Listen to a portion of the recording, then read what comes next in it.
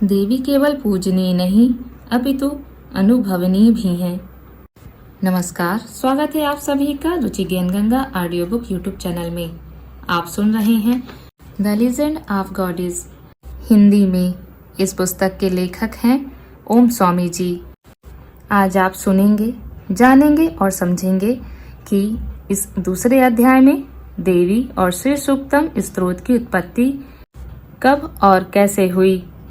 जब श्री सूक्तम और देवी की उत्पत्ति हुई उस समय किन देवी देवताओं और ऋषियों ने अपनी क्या और अहम भूमिका कैसे निभाई। इस दूसरे अध्याय की अद्भुत आध्यात्मिक यात्रा शुरू करने से पहले आपसे निवेदन है कि अगर आप मेरे YouTube चैनल में नए हैं और रुचि ज्ञान गंगा ऑडियो बुक को सब्सक्राइब नहीं किया है तो प्लीज़ इसे सब्सक्राइब करें, ऑडियो वीडियोस को लाइक करें, अपने दोस्तों एवं परिवारजनों के साथ अवश्य साझा करें। अगर आप हमें कोई सलाह या अपनी प्रतिक्रिया देना चाहते हैं तो कमेंट सेक्शन में कमेंट करके अवश्य बताएं। इसके साथ ही बेल आइकन को दबाना ना भूलें ताकि हमारी ऑडियोज और वीडियोस अपलोड होते ही इसकी सूचना आप तक तुरंत पहुंच सके। तो चलिए देवी और श्री सूक्तम की उत्पत्ति का रहस्य श्रवण करते हैं। उद्गम श्री सूक्तम छंद एक शिव देवों और असुरों के महान प्रयासों से अपनी दूरी बनाए रखना चाहते थे। उनके पास कोई व्यक्तिगत पसंदीदा नहीं थी और ना ही महायोगी को लुभाना संभव था। शिव ने इकट्ठे हुए देवों से कहा, मैं आप जो करने की कोशिश कर रहे हैं उसका सम्मान करता हूँ, लेकिन मुझे आपके इरादों पर संदेह है। देवों को पता था कि उनसे कुछ भी छिपाने का कोई मतलब नहीं है। विष्णु के विपरीत वह देवों की ओर झुकाव नहीं रखते थे। अगर कुछ था तो शिव ने खुले तौर पर राक्षसों और गंधर्वों की अन्य प्रजातियों का समर्थन ही किया है। अपने स्वयं के कबीले रुद्रों का तो जिक्र ही नहीं। कोई भी और हर कोई जिसे कभी किसी अन्य कबीले द्वारा बाहर निकाला गया था उसे उनके यहाँ शरण मिली है। शिव को शुरू से ही पता था कि शक्तिशाली असुरों को देवों द्वारा पराजित किया जाएगा और फिर भी दोनों पक्षों का समर्थन दिखाने के लिए वह मंथन पूरा होने तक उस मंथन स्थल के करीब शिविर लगाने के लिए सहमत हो गए थे। उनकी एकमात्र शर्त यही थी कि वे समुद्र मंथन में भाग नहीं लेंगे या इसकी देखरेख नहीं करेंगे। हे पशुपतिनाथ, हे महादेव, आप हमारी मदद कर सकते हैं। इंद्र ने विनती की, आप सर्वज्ञ हैं। हम दुनिया के कल्याण के लिए यह मंथन कर रहे हैं, लेकिन हम तब तक जारी नहीं रख सकते जब तक आप हलाहल विष का ध्यान नहीं रखते। इसका धुआं सभी को बेहोश कर रहा है। एक बूंद गिरने से कई हजार मील जमीन बंजर हो गई है। शिव जानते थे कि वे सच कह रहे हैं, लेकिन उन्होंने इंद्र से पूछा कि अगर यह इतना महत्वपूर्ण था तो विष्णु को अन्य देवताओं के साथ भेजने के बजाय उनके साथ क्यों नहीं भेजा गया। दूसरी ओर विष्णु जानते थे कि पहला योगी व्यक्तिगत रूप से कुछ भी करने के लिए कहेगा, लेकिन यही तो बात थी। विष्णु शिव से ऐसा कुछ भी करने के लिए नहीं कहना चाहते थे जो वे अपनी इच्छा से नहीं कर सकते। उन्हें शिव की गहरी अंतर्दृष्टि, उनके योगिक कौशल और उनकी दूरदर्शिता पर भरोसा था। यदि महादेव द्वारा देवताओं के अनुरोध को ठुकराने का अर्थ यह है कि ब्रह्मांड का अंत हो जाएगा तो ऐसा ही हो। हे भोलेनाथ, इंद्र ने कहा, हमने विष्णु से अनुरोध किया था, लेकिन जैसा कि आप जानते हैं कि वह अपने मन या अपने तर्क को प्रकट नहीं करते हैं। उन्होंने मुझे केवल आपके पास आने का निर्देश दिया। और इंद्र महायोगी के चरणों में गिर पड़े। उन्हें पता था कि पक्षपात रहित शिव को पिघलाने का एकमात्र तरीका शुद्ध भक्ति है, और उस क्षण देवताओं के राजा इंद्र को असाधारण भक्ति के अलावा कुछ भी महसूस नहीं हुआ। देवी माँ उमा ने समुद्र मंथन से निकलने विष को शिव द्वारा संभाले जाने को अस्वीकार कर दिया। उन्हें लगा कि उनके भोलेनाथ शंकर को धोखा दिया जा रहा है। वरानाने शिव ने उनसे मौन में कहा, इस मंथन से हलाहल को भूल जाओ। तुम्हारा शिव सभी ब्रह्मांडों को पी सकता है, जिसमें सब कुछ शामिल है। उस चंचल और शांत लेकिन गंभीर नजरों से उन्हें सहजता का एहसास कराया। इसके अलावा वह अच्छी तरह से जानती थीं कि शिव स्वयं एक शक्ति थे। उन्होंने कुछ देर के लिए अपनी नजरें उनके उलझे हुए बालों पर टिकाईं, जिनमें सृजन और विनाश के अरबों चक्रों के रहस्य समाये हुए थे। वह जानती थीं कि शिव ऐसे व्यक्ति नहीं हैं कि जिन्हें कोई रोक सकता है। तुम आगे बढ़ो, शिव ने इंद्र से कहा, मैं तुम्हें उस स्थान पर देखूंगा। महायोगी की स्तुति और महिमा गाते हुए देवता मंथन स्थल पर वापस चले गए। समुद्र मंथन, महासागर का महान मंथन वैदिक युग के विकास में सबसे आधारभूत प्रकरणों में से एक है। श्री सूक्तम में कैद मानव प्रगति की सूक्ष्म बारीकियों और असाधारण कालक्रम को समझने के लिए हमें वैदिक इतिहास में थोड़ा पीछे जाना होगा, बस थोड़ा सा। लगभग 2 मिलियन वर्ष पहले से लेकर 110,000 वर्ष पहले तक होनो इरेक्ट्स नामक एक प्रजाति थी। ये बानर जैसे जीव थे जिनकी विशेषताएं आधुनिक मनुष्यों से कुछ मिलती जुलती थीं। उन्हें इरेक्ट्स प्रजाति के नाम से जाना जाता था क्योंकि वे 2 पैरों पर खड़े हो सकते थे। चौपाइयों से वे द्विपाद बन गए थे। इस प्रजाति को हमारे शास्त्रों में वानर के रूप में प्रलेखित किया गया है। हाँ, वही जो रावण के खिलाफ लड़े थे। उसी समय एक और तरह की मानव प्रजाति थी जिसे होमो हेडलबर्गेंसिस के नाम से जाना जाता था। इस नाम की आधुनिक रिंग जर्मनी में हेडलबर्ग नामक स्थान से ली गई है। 1 सदी से भी पहले उन्होंने इस क्षेत्र में ऐसे लोगों के जीवाश्म खोजे थे जो पृथ्वी पर 2 मिलियन से 600,000 साल पहले मौजूद थे। होमो हेडलबर्गेंसिस ने गंधर्व, यक्ष और राक्षस बनाए। असुर अंग्रेजी में राक्षस के रूप में अनुवादित हैं। राक्षसों का दूसरा नाम था और फिर निएंडरथल थे।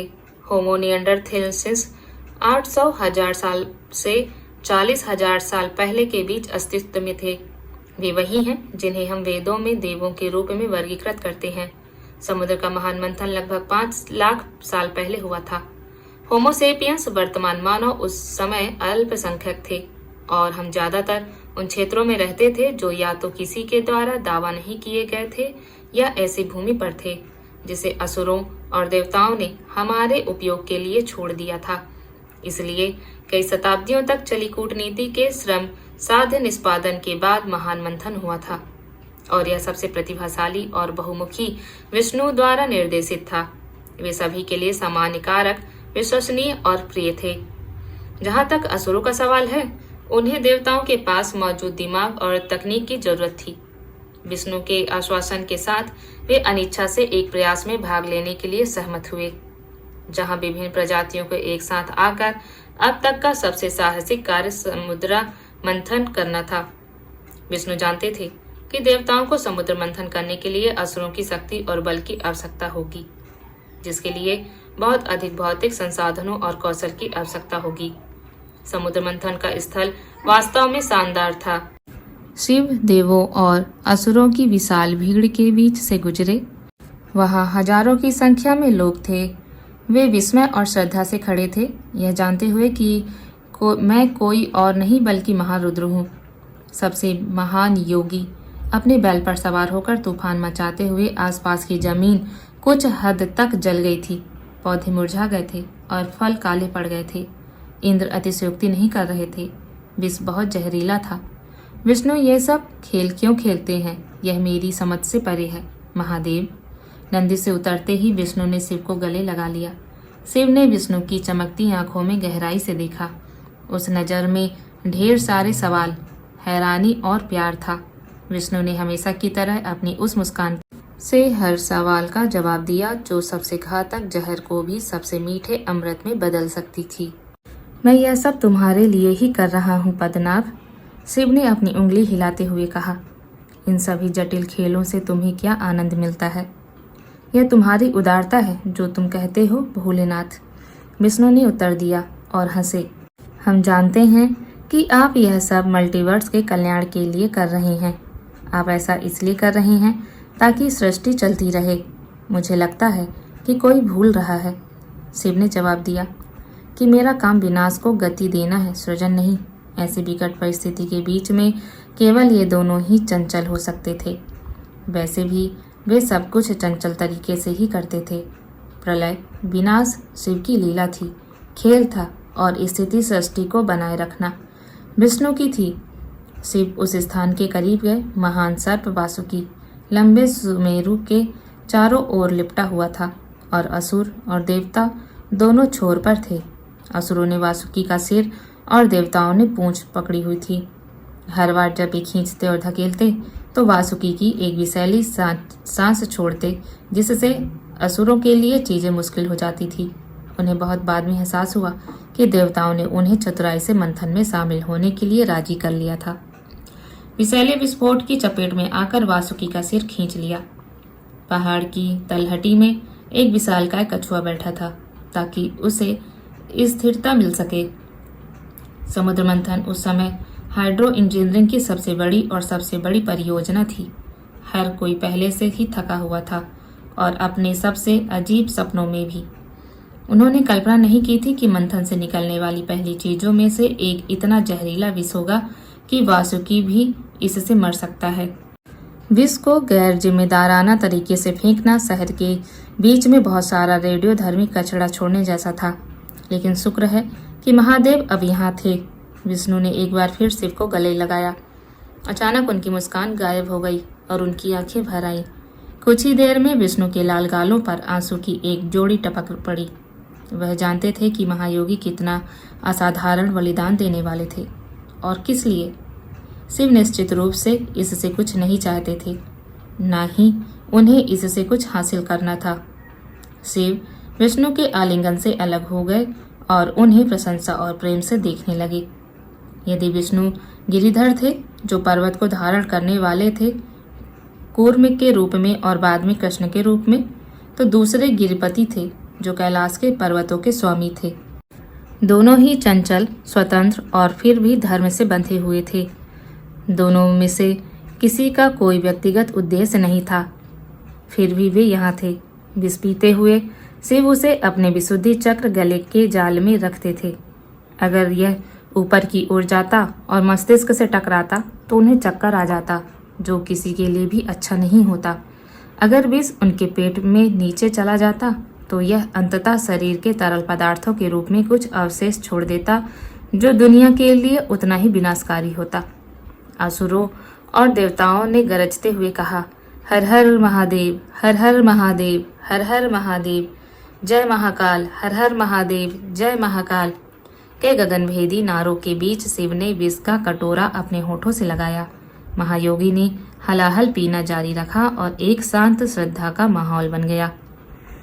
एक पल के लिए ऐसा लगा मानो एक अरब आकाश गंगाओं ने अपनी सांस रोक ली हो, जबकि देवता विस्मय से देख रहे थे। एक देवता की निस्वार्थता को देख रहे थे जो दुनिया का भार उठा रहे थे। जब तक शिव ने अपना कार्य समाप्त किया, उनका गला गहरे नीले रंग का हो गया और विष्णु ने उन्हें नीलकंठ नाम दिया, जो नीले गले वाले थे। जैसे ही उन्होंने अपनी बात समाप्त की, शिव ने चुपचाप आंसू भरी आंखों वाले नंदी को थपथपाया और उस पर सवार हो गए। अपने नामों के जय घोष के साथ वे चुपचाप चले गए जैसे वे आए थे। विष्णु का दिल थोड़ा भारी था। मूर्ख असुरों ने यह मानते हुए कि यह उनके सर्वशक्तिमान देवता शिव के लिए कोई बड़ी बात नहीं थी, अपने अन्य बेहोश साथियों की देखभाल करने के लिए वापस चले गए, जो अब विष के प्रभाव के खत्म होने के साथ जाग रहे थे। स्वार्थी देवता इस विशाल समस्या के समाधान से खुश हुए और अपने काम में लग गए। घातक विष के निकल जाने के बाद वासुकी की सांस भी अब गर्म हवा के झोंके से ज्यादा कुछ नहीं थी। देवता खुशी खुशी पक्ष बदलने के लिए सहमत हो गए और असुरों को वासुकी की पूंछ दे दी। मासूम असुरों ने इसे देवताओं द्वारा किए गए एक महान सौहार्द और बलिदान के रूप में समझा। मंथन फिर से हुआ। वे एक बार फिर आगे पीछे खींचने के विशाल कार्य में लग गए, जिससे ब्रह्मांडीय जल में जबरदस्त हलचल मच गई। असुरों को यकीन था कि यह संयुक्त प्रयास उन्हें देवताओं के बराबर बना देगा, कि उन्हें भी वेदों में सम्मानजनक और उचित उल्लेख मिलेगा। लेकिन उनका भरोसा गलत था। एक पल के लिए वेदों को संविधान की पुस्तकों के रूप में सोचें, न केवल राजनीतिक संविधान बल्कि हमारी इतिहास की पुस्तकों की तरह कुछ। यानी वेदों ने लोगों, उनके पूर्वजों, संस्कृतियों, लोकप्रिय गीतों, ज्ञान और बाकी के बारे में जानकारी का दस्तावेजीकरण या संकलन किया है, लगभग एक संकलन की तरह। जैसे आजकल हमारे पास इतिहास की किताबें हैं, वैसे ही हमारे पास वेदों के दस्तावेज थे जो उस समय कौन और क्या मौजूद थे। यह सब बहुत बड़ा है। जैसे जैसे मंथन आगे बढ़ा, सबसे पहले शानदार गाय कामधेनु प्रकट हुई। उसकी चमकदार खाल से इंद्रधनुषी चमक निकल रही थी, मानो उसके भीतर हर भौतिक आशीर्वाद का रूप समाहित हो, जिसकी किसी को भी कभी आवश्यकता हो सकती है। उसके सींग ऐसे थे मानो स्वर्ग के द्वार के लिए एकदम सही मेहराब हों। उसके द्वारा उत्सर्जित मादक सुगंध के कारण जो विषैले से एक स्वागत योग परिवर्तन था, उसे सुरभि नाम दिया गया। उसकी मासूम आंखों से निकली दयालु निगाह ने तुरंत सभी की थकान को दूर कर दिया। ब्रह्मा ने सुरभि को स्वीकार किया और तुरंत इसे देवताओं के गुरु बृहस्पति को सौंप दिया। अंततः होमोसेपियंस के उद्भव पर कामधेनु महान ऋषि वशिष्ठ के पास समाप्त हो गई। मंथन फिर से शुरू हुआ और उसके बाद अद्भुत घोड़ा उच्चैश्रवा आया। यदि कामधेनु सभी स्तृण सौंदर्य का प्रतिनिधित्व करती थी, तो उच्चैश्रवा सफेद घोड़ा ऐसा प्रतीत होता था जैसे कि उसमें ब्रह्मांड की सभी मर्दाना ताकत और संतुलन समाहित हो। उसे यह नाम उसकी तेज हिनहिनाहट और उसके सुंदर लंबे कानों के कारण दिया गया था, जिन्हें उच्चैश्रवा कहा जाता था। पूर्णिमा के नीचे चमकती हुई ताजी बर्फ की तरह सफेद उच्चैश्रवा किसी भी अन्य से अलग था। घोड़े को किसी ने कभी नहीं देखा था। असुरों के राजा बलि ने तुरंत घोड़े को पाने की इच्छा व्यक्त की। इंद्र भी घोड़े को चाहते थे, लेकिन विष्णु ने उन्हें चुप रहने और बलि को इसे लेने देने की सलाह दी। बाद में जब वे अपने 52 अवतार में अवतार लेंगे और बलि सब कुछ खो देंगे, तो उच्चैश्रवा विष्णु के पास चले जाएंगे, जो इसे इंद्र को सौंप देंगे। विष्णु ने पहले ही इसका पूर्वानुमान लगा लिया था और वे जानते थे कि इंद्र के लिए अभी इंतजार करना सबसे अच्छा था। पूरे वैदिक इतिहास में अपने किसी भी अवतार में या कहीं और उन्होंने कभी भी अपने नियत समय से पहले या आवश्यकता से थोड़ा अधिक कुछ भी प्रकट नहीं किया। ऐसे उनके तरीके थे और वे उनके लिए पूरी तरह से अनुकूल थे। असुरों और देवताओं ने फिर से घूमना शुरू किया, लेकिन 4 दांतों वाले विशाल सफेद हाथी ऐरावत के उभरने पर रुक गए। इससे पहले कि कोई भी इस असाधारण हाथी को पाने की इच्छा व्यक्त कर पाता, इंद्र ने अपना पैर नीचे रख दिया और इसे अपने लिए दावा कर लिया। इसके बाद और हाथी आए, 8 नर और 8 मादा। उसके बाद बहुमूल्य रत्न, जिनमें से कौस्तुभ मणि और पद्म राग मणि विष्णु को अर्पित किए गए। फिर पारिजात निकला, एक ऐसा फूल जो कभी मुरझाता नहीं और जिसकी सुगंध कभी नहीं जाती। उसके बाद अप्सराएं, स्वर्गीय अप्सराएं और युवतियों की एक श्रृंखला आई, जिसने उनकी सांसें रोक दी। अलौकिक आकर्षण का एक दृश्य, उनके पारदर्शी वस्त्र, उनके मंत्रमुग्ध करने वाले रूपों, कामुक अच्छी तरह से संपन्न और अच्छी तरह से अनुपाति की हर रूपरेखा का पता लगाते थे, जो वहां मौजूद किसी भी व्यक्ति के लिए अज्ञात इच्छाओं की सिम्फनी का संचालन कर रहे थे। नारायण को छोड़कर कोई भी, वही विष्णु जो इच्छाओं से परे थे, क्यों वे ब्रह्मांडीय चेतना में हर संभव इच्छा का अवतार थे। देवता और असुर मुंह खोले खड़े थे। बलिष्ठ और शक्तिशाली असुरों को यकीन था कि अप्सराएं उन्हें दुबले पतले देवताओं के बजाय चुनेंगी, लेकिन अप्सराओं ने अपने आकर्षक, कोमल और राजसी रूप के कारण देवताओं को चुना। वे देवताओं के साथ अधिक निकटता से जुड़ी थीं। इसने असुरों को वास्तव में परेशान कर दिया, क्योंकि उस संक्षिप्त अवधि के लिए वे अमृत के बारे में सब कुछ भूल गए, जो मंथन का मुख्य उद्देश्य था। वे केवल उन अप्सराओं को लेकर अपने राज्य वापस जाना चाहते थे। जहां तक उनका सवाल था, यह एकमात्र अमृत था जिसकी उन्हें कभी आवश्यकता थी। यदि उनके गुरु शुक्राचार्य की बुद्धिमानी भरी सलाह न होती, तो वे वहीं युद्ध शुरू कर सकते थे। तुम मूर्खों के झुंड, शुक्राचार्य ने उनसे फुसफुसाते हुए कहा, क्या तुम नहीं जानते कि तुम किसी महिला को जबरदस्ती अपना नहीं बना सकते? तुम्हारे पास अप्सराओं का शरीर होगा, लेकिन वे तुमसे नफरत करेंगी और पहला मौका मिलते ही भाग जाएंगी। किसी की भी अन्य विकल्प की तुलना में शिष्ट, उदार और प्रसन्नचित्त होना बेहतर है। तब भविष्य में भी तुम्हारे पास उनके साथ मौका हो सकता है। बहुत अनिच्छा से वे सहमत हुए। साथ ही वे जानते थे कि सुंदर युवतियां अपनी पत्नियों को घर पर असुरक्षित बना देंगी, जिससे हर संभावित सुख नरक में बदल जाएगा। हम शायद जहर पी लेते, इसके अलावा क्या? अगर हमें ये सुंदर युवतियां नहीं मिल सकती तो हम अमृत से क्या करेंगे? इनसे अधिक सार्थक, सुंदर या आकर्षक क्या हो सकता है? असुरों ने आगे बढ़ने की सारी प्रेरणा खो दी और देवता अमरावती वापस जाने के लिए इंतजार नहीं कर सकते थे, ताकि वे अनगिनत सुखों का आनंद ले सके। देवता पूरी तरह से भूल गए कि व्यभिचार के कारण ही उन्होंने अपनी शक्ति खो दी थी। शुक्राचार्य ने असुरों और बृहस्पति देवताओं को खींच लिया और मंथन फिर से शुरू हुआ। यह अब एक धीमा मामला लग रहा था, लेकिन कुछ भी उन्हें आगे आने वाले दृश्य के लिए तैयार नहीं कर सकता था। ऐसा लग रहा था जैसे पूरा ब्रह्मांड पूरी तरह से रुक गया हो। समुद्र से एक असाधारण आकृति उभरी, मानो पूरी सृष्टि की सारी सुंदरता ने एक स्त्री रूप धारण कर लिया हो। ऐसा लग रहा था मानो क्षितिज पर सूर्य दिव्य निर्देश पर चढ़ गया हो और मंथन स्थल पर पिघलकर सोने में बदल गया हो, जिससे एक अद्वितीय आकर्षण और भव्यता की छवि उभरी हो। सभी ज्योतियों में सबसे अधिक ज्योति वह कोई और नहीं बल्कि श्री सौभाग्य की देवी, ऐश्वर्य की देवी थी। रमा कहलाने वाली वह सभी के हृदय को पूरी तरह से प्रसन्न करने वाली थी। वह भगवत परा थी, केवल सर्वोच्च भगवान के पास ही थी। विद्युत सौदामणि वह अचानक बिजली के बोल्ट की तरह प्रकट हुई, जो पहले कभी देखी गई बिजली की तीव्रता से कहीं अधिक थी। यदि अप्सराओं ने सभी इच्छाएं जगाई थी, तो देवी माँ के प्रकट होने ने उन सभी को पूरी तरह से अभिभूत कर दिया। विष्णु को छोड़कर किसी के लिए भी उनकी कल्पना करना बेतुका था। वह हमारे वेतन स्तर से बहुत ऊपर हैं, असुरों ने बड़बड़ाया। वह हमारी श्रेणी में नहीं है, देवताओं ने बड़बड़ाया। लेकिन मन ही मन सभी ने सोचा कि कौन जानता है कि लॉटरी जीत सकते हैं। वे खुशी खुशी एक दूसरे से लड़ते समय के अंत तक अगर देवी ने अपनी भौहों को थोड़ा सा ऊपर उठाकर ऐसा संकेत दिया होता।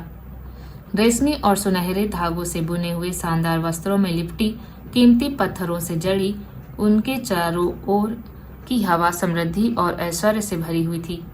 जैसे ही एक दिव्य आभा ने उनके रूप को ढक लिया, उन्हें देखने वाले सभी को पता चल गया कि वे एक देवी को देख रहे हैं, जो किसी को भी अकल्पनीय धन, समृद्धि और प्रचुरता प्रदान करने के लिए नियत है। वह रजयंती थी। उनका मुखमंडल हजार नक्षत्रों की चमक से चमक रहा था। उन्होंने चारों ओर देखा, मानो समय रुक गया हो। उनके दिव्य रूप में ऐसी श्रद्धा और समर्पण था कि देवता, असुर और वहां उपस्थित हर प्राणी उनकी सेवा में अपना सब कुछ झोंक देना चाहता था। इंद्र ने उनके लिए सिंहासन लाया, गंधर्वों ने मधुर संगीत बजाना शुरू कर दिया, असुरों ने अपने मुकुट उनके चरणों में अर्पित किए, ऋषियों ने कीर्तन करना शुरू किया, देवताओं ने उनके लिए भोजन, फूल, इत्र और अन्य रत्नों की व्यवस्था की। सर्वसम्मति से ऋषियों ने उन्हें लक्ष्मी कहा, यानी वह सबकी लक्ष्य हैं। लेकिन देवी स्थिर खड़ी रहीं, चारों ओर देखती रहीं। वह इन प्रसाद और धन के पीछे नहीं थी। वह धन और सौभाग्य की देवी थी। वह किसी और चीज की तलाश में थी, किसी और की, कोई ऐसा जो इन सब चीजों से परे हो।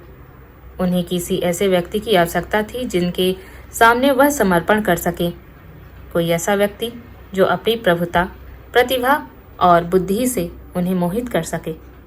वह किसी ऐसे व्यक्ति को नहीं चाहती थी जो उन्हें देखते ही उनके अधीन हो जाए। लेकिन यह दोष रहित व्यक्ति कहाँ था? वह सुंदर हिरणी जैसे कदमों से इधर उधर घूमने लगी। उत्पल सृजम नदत दीर्घाम लगातार चक्कर लगाते भौरों के साथ कमल की माला पकड़े हुए वह शबद हासम थी। सर में से मुस्कुरा रही थी। सुख कपोल कुंडलम उनके लटकते हुए झुमके कभी कभी उनके कोमल रक्तिम गालों से टकराते थे, जिससे उनकी प्राकृतिक सुंदरता और बढ़ जाती थी। गंधर्वों, असुरों, देवताओं और ऋषियों के बीच से गुजरते हुए, जिनमें से अधिकांश ने अपनी सांस रोक ली और आंतरिक संवाद से अपने धड़कते दिलों को शांत किया। देवी जब विष्णु के पास पहुंची तो स्थिर खड़ी हो गईं। यह कोई आसान काम नहीं था। उन्होंने भगवान के लिए वे सभी भावनाएं महसूस की जो कुछ क्षण पहले तक अन्य लोग उनके लिए महसूस कर रहे थे। केवल उनकी भावनाओं की तीव्रता उन सभी की भावनाओं से कहीं अधिक थी। उन्होंने भगवान विष्णु को कमल के फूलों की माला पहनाई जो अभी भी गुनगुनाते भौरों से घिरे हुए थे। वह एक विनीत मुस्कान के साथ चुपचाप खड़ी रहीं। यह एकमात्र मुस्कान थी जिसे देवों और असुरों ने देखा, जिनकी तुलना भगवान विष्णु की मुस्कान से की जा सकती थी। यहाँ तक कि सर्वज्ञ भगवान विष्णु भी एक ऐसी गर्मजोशी और खुशी बिखेर रहे थे जो देवताओं ने पहले कभी नहीं देखी थी। ऐसा लग रहा था कि हमेशा काम करने वाले नारायण ने भगवान विष्णु के चक्र को रोक दिया है। ब्रह्मा ने जय जय लक्ष्मी नारायण का नारा लगाया। सभी ने एक स्वर में जय जय लक्ष्मी नारायण का नारा लगाया। पूरा वातावरण विविध मंत्रों से जगमगा उठा। देवताओं ने शंख बजाए, असुरों ने तुरही बजाई, गंधर्वों ने मृदंग, ढोल और विभिन्न वाद्य बजाए। उस नरम भूमि से जहां भगवान विष्णु और लक्ष्मी खड़े थे, दो दिव्य ऋषि चिक्लिता और कदर्ण प्रकट हुए। उन्हें तुरंत लक्ष्मी नारायण का पुत्र माना गया। इन युवा ऋषियों के प्रकट होने पर एक बार फिर सन्नाटा छा गया। हिरण्यवर्णम हरिणीम स्वर्णम राजतस्य राजम चंद्रम हिरण्यम लक्ष्मीम जातवेदो मा आवह।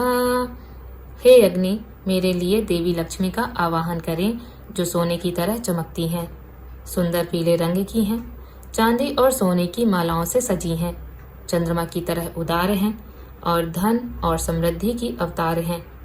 चिकिलिता की आवाज जैसे चलती हुई बारिश के बादलों की पूरे ब्रह्मांड में गूंज उठी। जब उसने देवी अपनी माँ को उपरोक्त छंद के साथ पुकारा, यह माँ देवी के ध्वनि रूप के 16 छंदों में से पहला बन गया। पूरे भजन को श्री सूक्तम के रूप में जाना जाता है और इस शक्तिशाली स्तोत्र के प्रत्येक छंद को एक अलग ऋषि द्वारा बुलाया गया है। कुछ ऋषियों ने एक से अधिक श्लोकों का आवाहन किया है और उन्हें उन श्लोकों का दृष्टा माना जाता है। हर बार जब श्लोक या व्यक्तिगत मंत्रों को जीवंत किया जाता है तो मंत्र के दृष्टा ऋषि को भी स्वीकार किया जाता है और उनका भी आह्वान किया जाता है। न भूतो न भविष्यति, यह दुर्लभ घटना पहले कभी नहीं होगी और न ही कभी फिर कभी घटित होगी।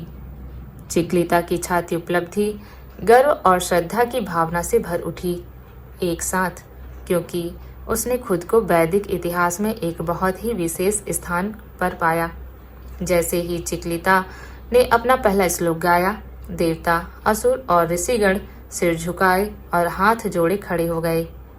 ऋषियों ने अपने मन की आंखों से देखा कि कैसे श्लोक में 7 छिपे हुए मंत्र हैं, जिनमें से प्रत्येक व्यक्ति के भाग्य को बदलने में सक्षम है।